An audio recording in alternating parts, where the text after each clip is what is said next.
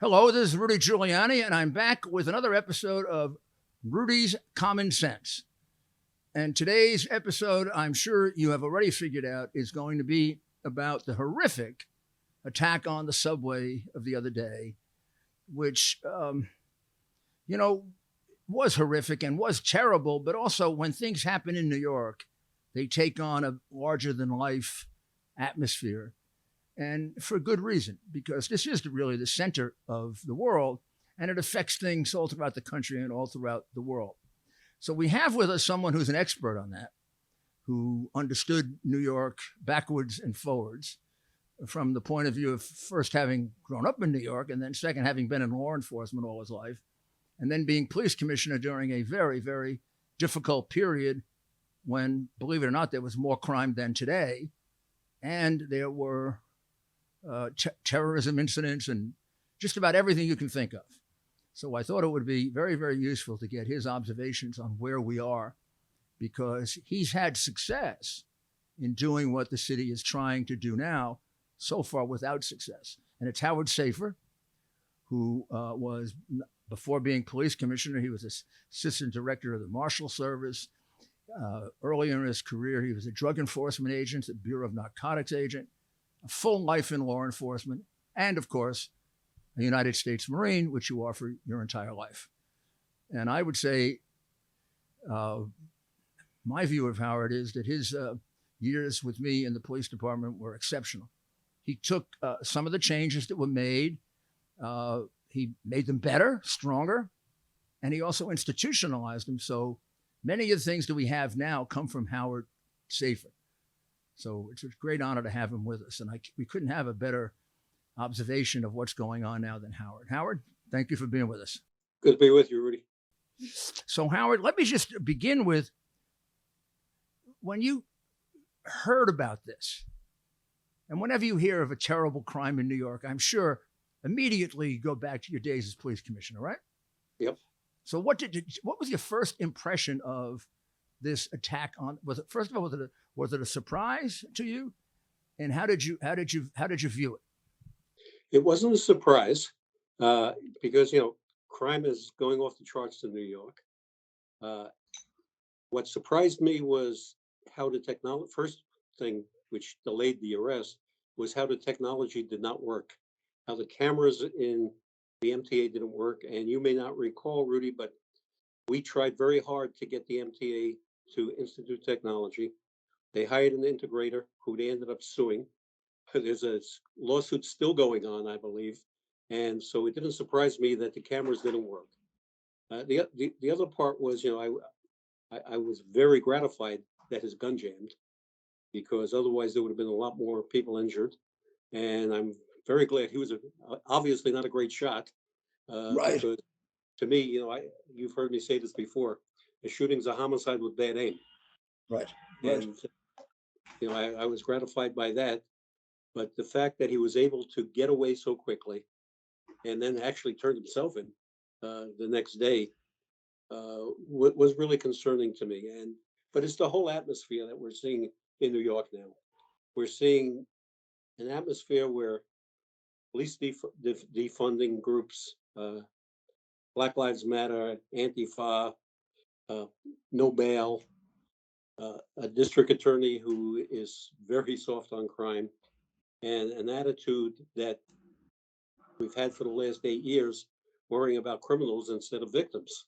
And, the NYPD is the best police department in the world.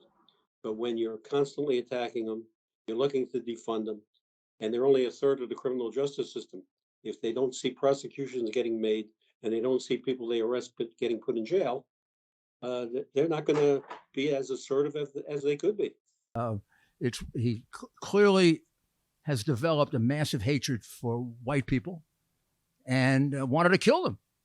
Yeah, absolutely. And, this is somebody who was predictable. If you look at his social media stuff, it says this is what he's going to do.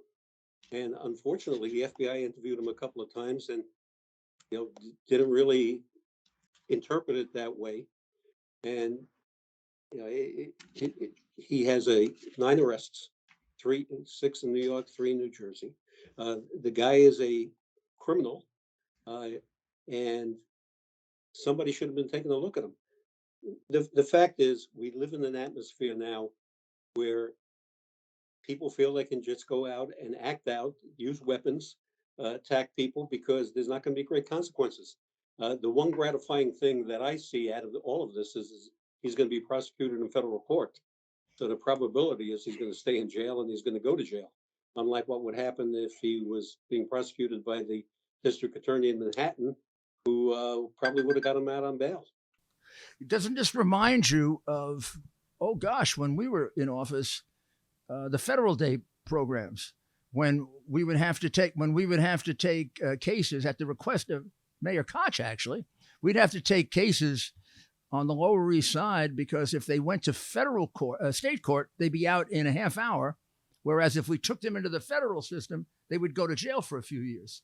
And it actually worked on the Lower East Side. It didn't help the rest of the city, but it worked on the Lower East Side. But well, it did, and of course, you know what we did when we were there, Rudy. We sent the message that no matter what crime you committed, if you were a violent offender, you were going to Rikers, and then you were going to jail. And then if you were carrying a gun on the street, the probability is we were going to find you with our street crime unit, and we were going to put you in jail. There's none of that going on now. Everybody's carrying guns. You know, my heart breaks seeing innocent people, a woman in Brooklyn, a teenager, uh, collateral damage which nobody seems to be paying attention to. And assertive policing is what needs to be done. We can do it constitutionally. We can do stop, question, and frisk according to the law, but it's not being done now. And without that, you know, the whole thing that you and I subscribe to, the broken windows theory, just isn't in play. It's more or less you respond to crimes in progress, and that's what I call a failure. Right. You basically show up after the crime is over and write the report, as opposed to the motivated police officer who gets there in the middle of the crime, stops it, but that's where you take a big risk. And you have to know that the police commissioner, the mayor, the city in general is going to support you. Well, you know, I think what's happening, they're going back to counting the wrong things. You know, I have always said it counts what you count. And we counted success in not arrests, but in crime. So if crime was going down in the precinct, we said, you're doing a great job. Didn't matter if you make it 1,000 arrests as long as crime was going down. If crime was going up, you had to explain what you were going to do to fix it. And if you couldn't fix it, we got somebody who could. I don't see any of that accountability taking place now. So, Howard, how would you and I have reacted if in the first couple of months of the year, subway crime was up 68%? Subway felonious assaults were up 27%. And subway arrests were up 53%. Subway murders were also up 22%. How would we have reacted? First thing we would have done is we would have got the chief of transit in and say, what the heck is going on? Right. And there would have been. And then we would have taken the resources that we need, and we would have flooded the subway with both plainclothes and uniformed cops, and we would have had them not only standing on platforms, but riding those trains. If there was a cop in that train, a lot of people would not have been injured. Now, if you notice the footage that exists of the scene with the people running out in panic, that was about a 3 or 4 minute, 5 minute sequence. No police officer in sight. That seems strange to me because that was a pretty heavily used police. It's not one of those isolated subway stations. There should have been immediately 4 or 5 cops there if there were a proper number of police officers to handle the subways. Well, that's the problem. There's just not enough cops in the subways. There's not enough plainclothes officers riding on those trains. The fact is that nobody responded except I'm very proud of the citizens who responded and started treating those people before EMS got there. But, you know, there just wasn't a police presence. And that's what is necessary to both prevent and to respond to these kind of issues. You know, I think people don't remember that de Blasio defunded the police department a year and a half ago by $1 billion. And as far as I can tell, in the Hochul budget, I don't. There's very little refunding. So I think the police are $1 billion down, and they were down pretty much from where we were anyway, right? I mean, the numbers of police officers are down considerably. Almost 10,000. If you remember, we had over 41,000 uniformed officers. And one of the things that I brag about all the time to people is that I had a mayor who never refused a request for resources, because you understood what it took to not only to have a safe city, but to bring the economy back by having a safe and clean city. I remember, and I tell this story all the time. You called me over just before your second election, and you said you've done a great job reducing crime, but we need to do more. And I knew you were going to ask that question. So I said, well, we need another class, 1,500 more cops. It took you about 30 seconds to say, go ahead and do it.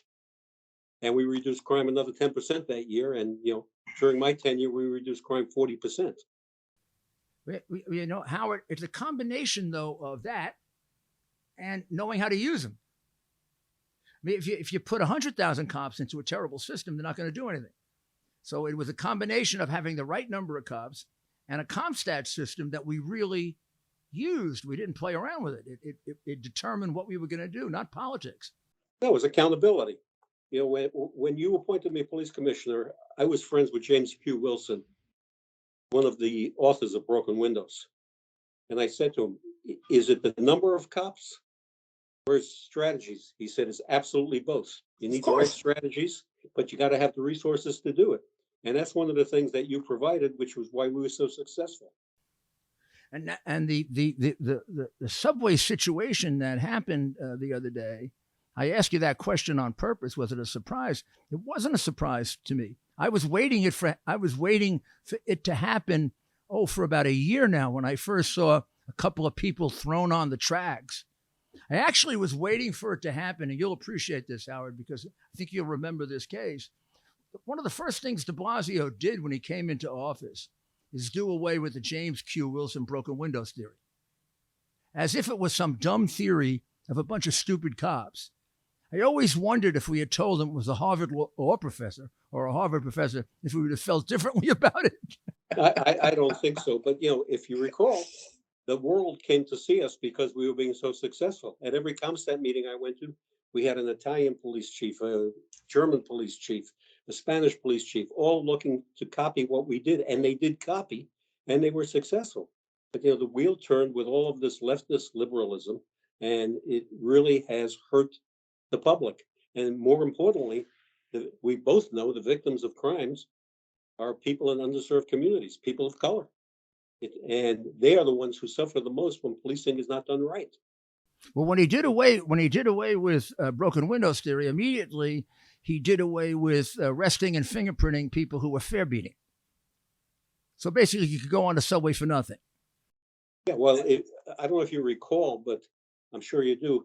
But when I became police commissioner, there were 250,000 people a month jumping over turnstiles. It was like an Olympic sport. That's why I'm asking the question. Yeah, and we stopped it. And not only did we stop it and save the MTA tremendous amount of money, but we found murders, we found rapists, we found drug dealers. We solved, you probably recall the Central Park attacks and the cleaners attacks, and we got that guy jumping over a subway turnstile. I remember that one as if it were yesterday, because he left his fingerprints behind. I think it was this guy was on his way to being a 10, 12-time serial killer. And and on the third one, he left his fingerprints. Yeah, bloody fingerprint on the cleaner's door. And we never would have had his fingerprints had you not arrested him about 3 months earlier for not paying a toll, when in the prior administration, they never took their fingerprints. And right now, they're not taking their fingerprints. And that was the most dramatic example of thousands of cases like that, where you got subway crime down to, I wouldn't say nothing, but pretty close to nothing.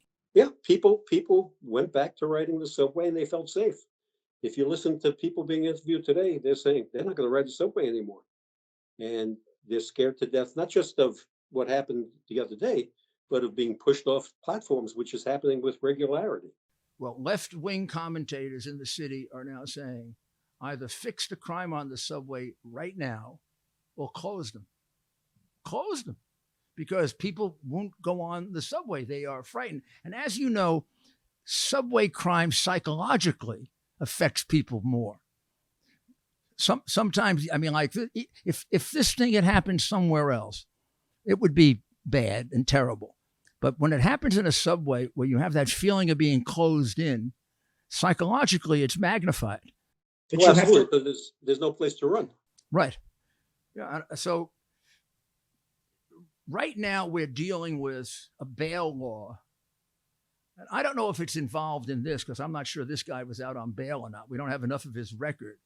But we have a go ahead. I don't think he was, but clearly we've seen people who've committed murders walk right out the door in the city, and that's probably what would have happened here. And this situation is producing maybe 8, 9, 10,000 more criminals than you ordinarily would have. When you combine that with the early release, Rikers Island only has 4,000 people in it. It's built for 21,000. Well, I think we had 15 when I was commissioner, 15,000. Yeah. So those people that should be in Rikers Island are the people that are committing the crimes. It's really that simple. Right. And they don't go to their job. Their job is committing crimes. So they're right back out on the street, causing the havoc that we're seeing in the city, and which is why so many people are fleeing the city, and why people just don't feel safe. So this is a bit of a controversial question. So you don't have to answer it if you don't want to. But the Biden administration has made it clear that the number one threat to this country, both foreign and domestic, is white supremacy. Number one domestic threat, number one international threat. Why wouldn't this be categorized as a white hatred crime? Well, it should be. As a terrorist white hatred crime. the man was Well, a, it should be. because We have a president who has condemned police shootings without even knowing what they were about. Yes, he's accused the police officers of being systemically racist, which means systemically means almost everybody. If I say there's systemic theft, or one time they used to say before the Knapp Commission, there was systemic corruption in the police department. It meant there was pervasive corruption. So what he's basically saying is that almost all of us are racist, but particularly police officers. So why wouldn't that create the kind of hatred in a weak mind like this guy? Yeah, no, absolutely. People listen to the signals of their leaders. And if the leader of the United States is saying police are corrupt and brutal and racist, people, not everybody, of course, but a lot of people believe it. And that is such the wrong message, which is why am I looking forward to the midterms.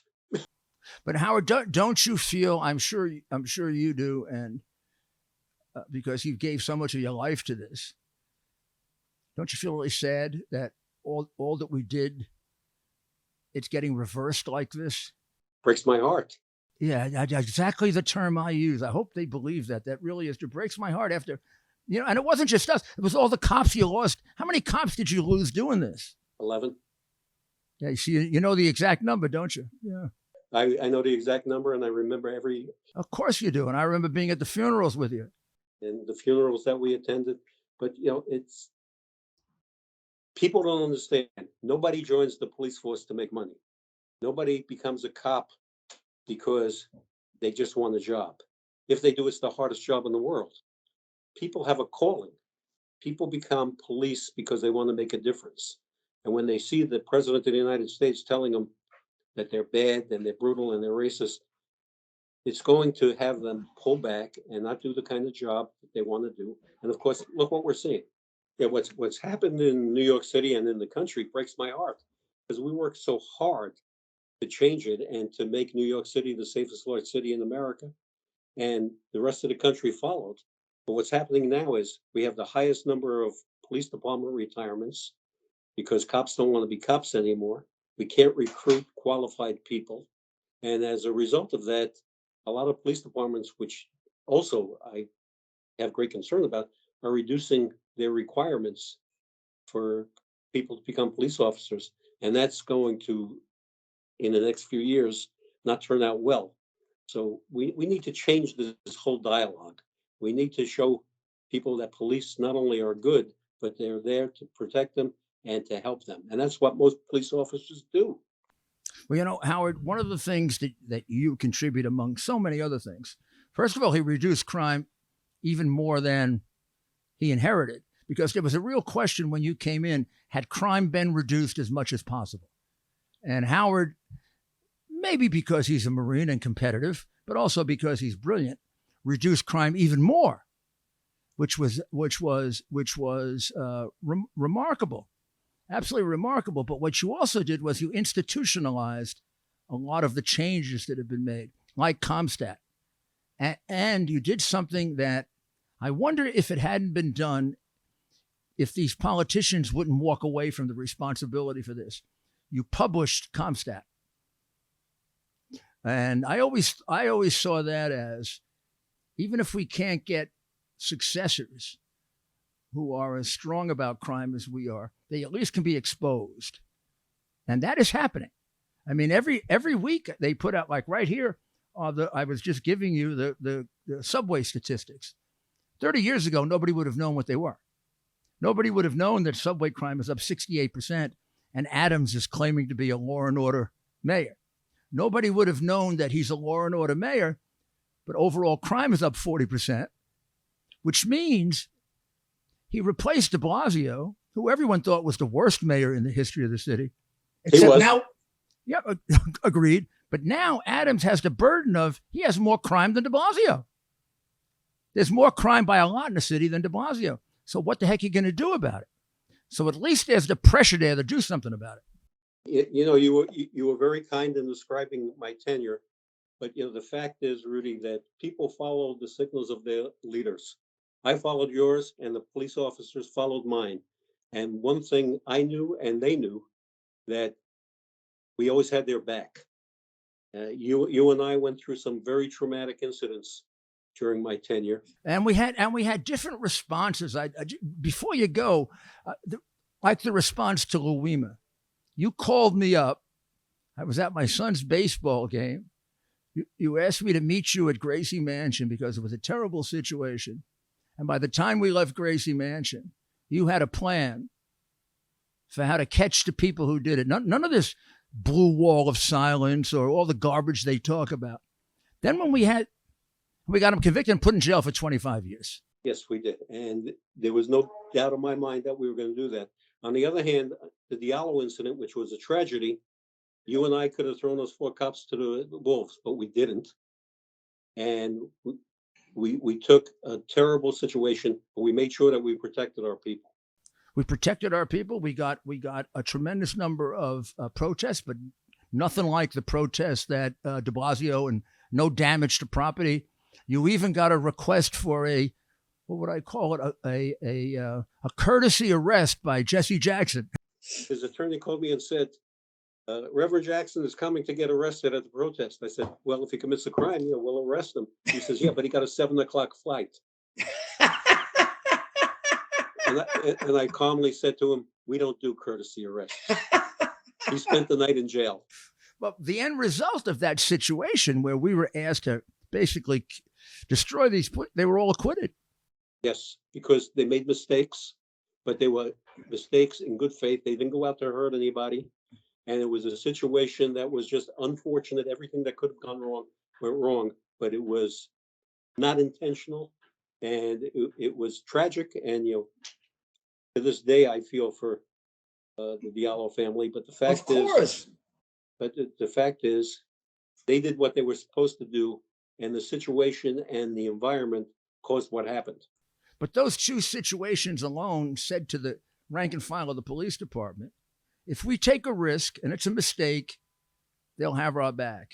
Well, you may not know this, Rudy, and I'm not proud of this, but I'm proud of it in a way. I terminated more cops for wrongdoing than any police commissioner in history. Well, I know you did, and you started the Courtesy, Professionalism, and Respect program. Yeah, You I got our smile number. I see it on the side of a police car still. Still there. I'm very proud of it. And you got the numbers down as far as civilian complaints and everything else. And based on Bratton, you, and Carrick, you kept stop, question, and frisk numbers so well that when we were challenged by Janet Reno and Holder, and the Eastern District wanted to come after us, it was Holder who found that we had complied with the civil rights laws. Can you imagine Holder finding that? Because our 100 were very, very well documented because they had been trained. You had trained them well. So there's a lot to be proud of, and I really hope they'd overcome the political. Well, I hope they would ask either me. I may be a little toxic, but some of you guys for assistance in how to do this. I mean, it's like this has been done already, and we can see what they're doing wrong, and it could be corrected. And they don't ask for help. Nobody wishes crime to be reduced in New York than you or I. They could have all the credit. Yeah, it's fine. At my age, it's all I want to do is help. In 2 weeks of sitting there, Howard, you could correct half a dozen things that would make a big difference. You know that. Absolutely. Well, Howard, I have to thank you very, very much. Number one, for your service to our country, the federal government, fire commissioner. We haven't talked about that. We will some point. What a great fire commissioner you were. What a great police commissioner you were. And the service you're performing now and what you're doing. These are important things for people to have perspective on. Howard is a very, very close friend, as you can tell, but he's also someone I have great, great admiration for. Thank you, Howard. And my love to your wonderful family. Thank you, Rudy, and thanks for having me. Time to take a short break. Think your homeowner's insurance covers home title fraud? Think again. And neither does your common identity theft program. The FBI calls home title fraud one of the fastest growing crimes, which is why you need to go to HomeTitleLock.com, America's leader in home title protection. Here's the problem. The deed to your home is the only document that proves you own it. And the deeds to all of our homes now are online. In minutes, a criminal can find and forge your name off the deed to your home and refile as the new owner. Like Jeff, who spent a fortune in legal fees after a thief forged himself onto the deed to Jeff's home and took out loans. Jeff didn't have home title lock then. He does now. Or Deborah, who thought our common identity theft service would protect her. Then a criminal got onto the deed to a home and had her evicted. Deborah has home title lock now. HomeTitleLock.com is your peace of mind, and the deed to your home is protected. Visit HomeTitleLock.com. HomeTitleLock.com. Welcome back. I didn't want to interrupt the interview with Howard Safir to play these, but there's a very, very important point to be made here, and that is that with all this talk of white supremacy and how white supremacy is the number one threat to national security in the United States, this is a very, very dangerous lie being perpetrated by Biden, by the head of the Joint Chiefs of Staff, the Attorney General, and all of the other Bidenista liars. But it's more than just a benign lie. It's the reason why the focus is taken off other things. So this man gave adequate warning that he was desperate to kill white people. And at no time did anyone pull out any of those and say, this man's dangerous. This man's dangerous.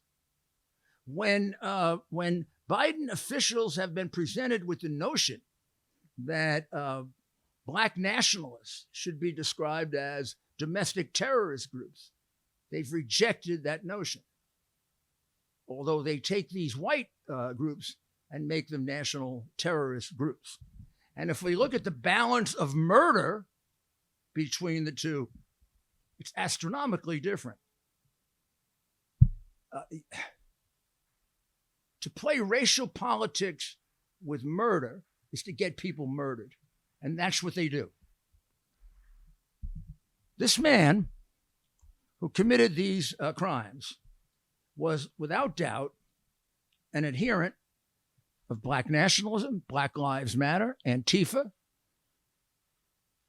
He was clearly part of a Black-dominated, hate white group that is intent on destroying the white community as well as murdering the white community. That's a terrorist group. The actions in 2020 of Black Lives Matter and Antifa were terrorist actions. But because both of those groups are sponsored by George Soros, the biggest sponsor of the Democratic Party, not only are they never mentioned as terrorist acts, the Biden people and the Harris people participate in getting them out on bail rather than denominating them as terrorist groups. Had they been denominated as terrorist groups, we would have found this man before he did it because they would have been on a list to look for. Do you have any idea of how provocative his statements were that he made? Do you have any idea how provocative his statements were that were made that were ignored? So let's give you the evidence, as we always do, rather than just a group of political statements, the way the Pelosi's and the Stilwells and the Swilwells and the criminal Wells and whatever else they are do. And the Biden people who somehow you can't understand what they're saying because they really don't speak English. So let's listen to the texts, which, by the way, have now been taken down. I believe these are YouTube texts. Here's Frank James. Listen carefully. Because the you see at the bottom, at the very bottom there, that's Ralph Morrow. And he's the one that first attacked me. And I say, when I say he attacked, I mean he attacked me. He hated me and he wanted me to die and suffer. Because he's a real man. And I'm not. This piece of this junkie turd, this white man's trained stinking dog. So that's sort of a beginning of his hatred of white people. This guy was apparently did something wrong to him, and he's a white stinking dog, which might give you some sense of his views toward the white community. Here's another one of Frank James. Nobody's making up this institutional hatred of white people and his affinity for Black Lives Matter, Antifa, Black nationalism, and the fact that he adopts the views that they teach.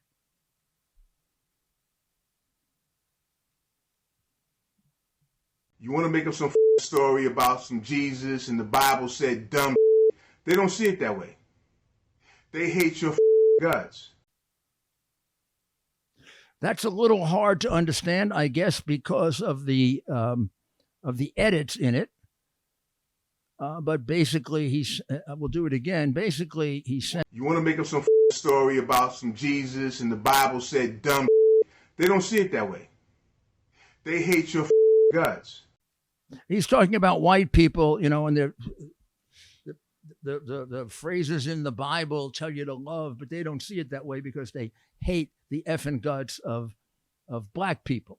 That's the viewpoint that he has, which has to tell you this was a hate crime, a racial crime, and it was a racial crime that comes out of the vast movement in certain parts of the Black community to teach people to hate white people. When I say vast, I don't mean majority, but I mean Black Lives Matter, Antifa, Black nationalism, the 1619 program, the critical race theory, the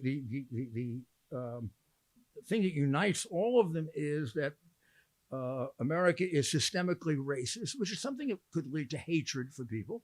That America is all about slavery, that America is completely immoral, and that America is worth overthrowing.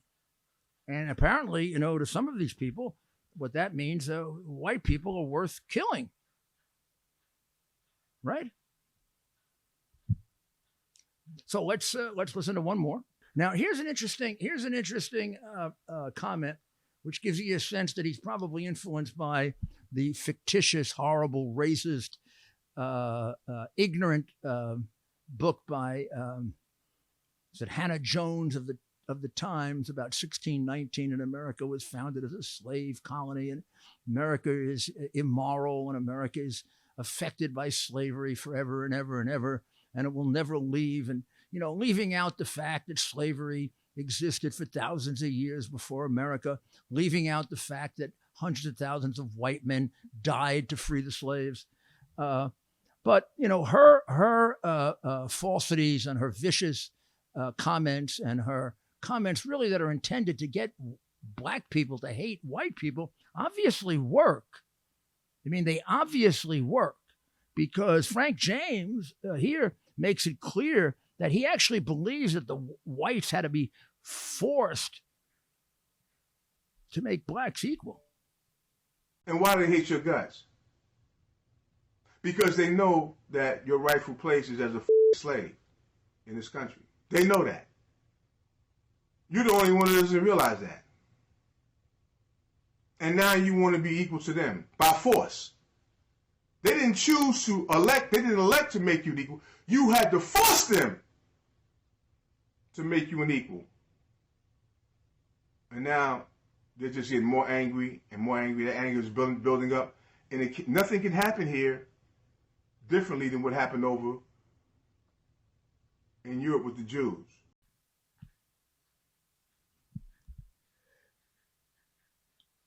Now, I don't know where in American history blacks forced whites to make them free.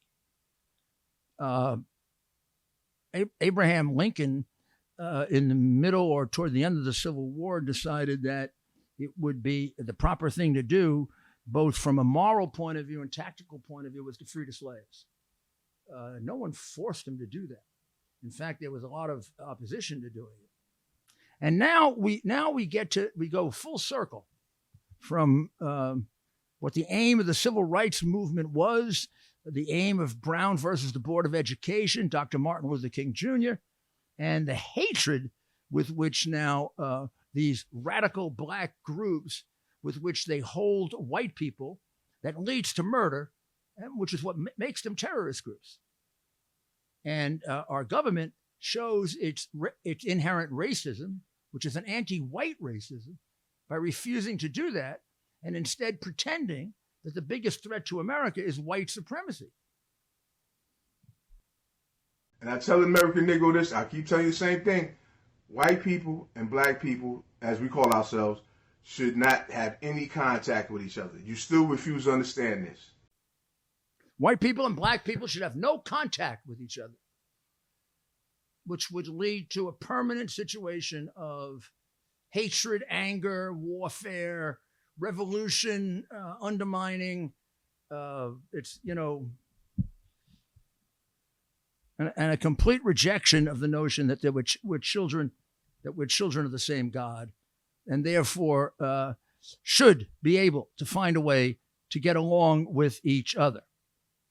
And he had an interesting comment to make, and we'll finish with that one. We'll finish with that one right now. And what you saw with the financial crisis of 2008 that went back to 2004, they created the same thing, a mechanism by which they can loot the whole system and not be held accountable. And who was your president back in 2008?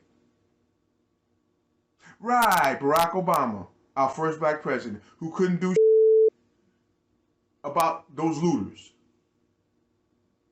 But he's black. And this is a great opportunity for black people. And, black children can now dream and hope to be president one day. President of what?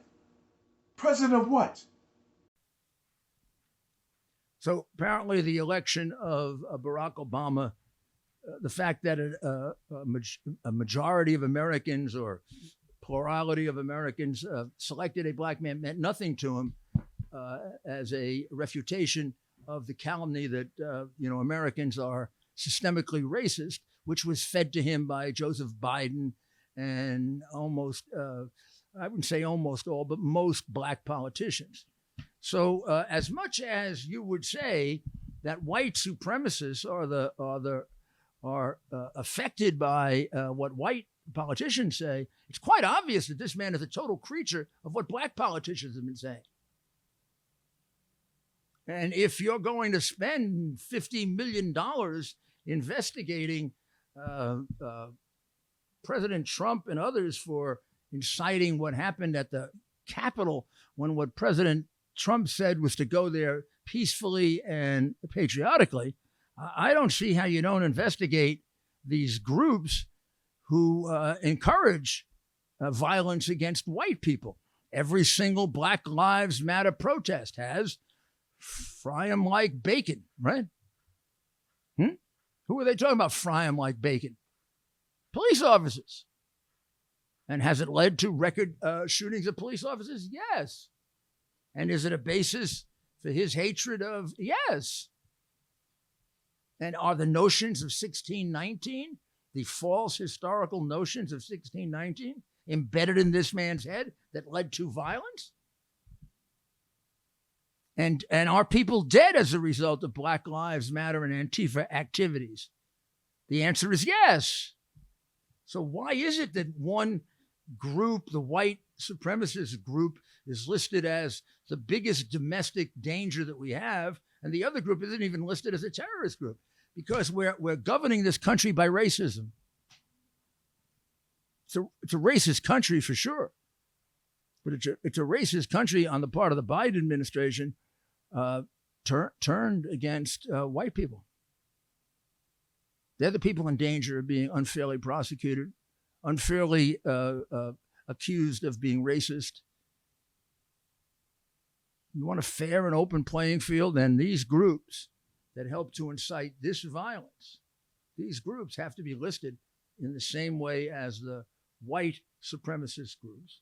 And then maybe we have to go back and look at the murders that took place last year in America, which were the largest number of murders ever. And we have to ask how many of those were committed by white supremacists. I haven't had a chance to look, but I don't know of any. But I will go take a look and see and test out the notion that the biggest danger to America are white supremacists.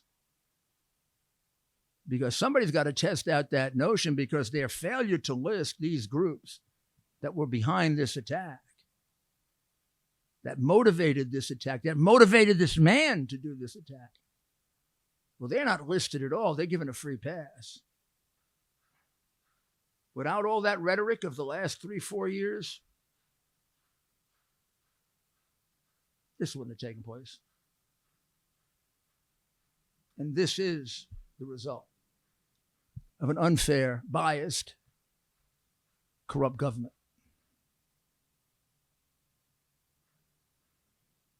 We have got to change that. We've got to change that. And we've got to be able to stand up to this and not be afraid of being called racist if we say, why is it that the man's race wasn't given out when this first happened? Isn't that relevant to identifying him? Why is it that the coverage declined immediately on some of the stations when it turned out that it was a black man who was responsible for this? And wouldn't the coverage have been significantly more intense had it been a white man? It shouldn't be that way. It should be the same for both, because people have to be able to adequately assess in reality the threat to them, not based on some kind of political fiction. And these are the things you need to communicate with your elected officials about. And when you do, please send me copies of them at Rudy Giuliani CS.com. And if you want to keep getting this information that you're not getting from the biased, corrupt, left-wing communist media, stay with us on Rudy's Giuliani commonsense.com and see if you can get us a few more subscribers so we can get our message out. Really would like you to participate in a major effort to do that so that by the time we get to the 2022 elections, we make sure we're getting our information to the people who need it. And I'll talk to you in future weeks about how we can maybe maximize that, okay?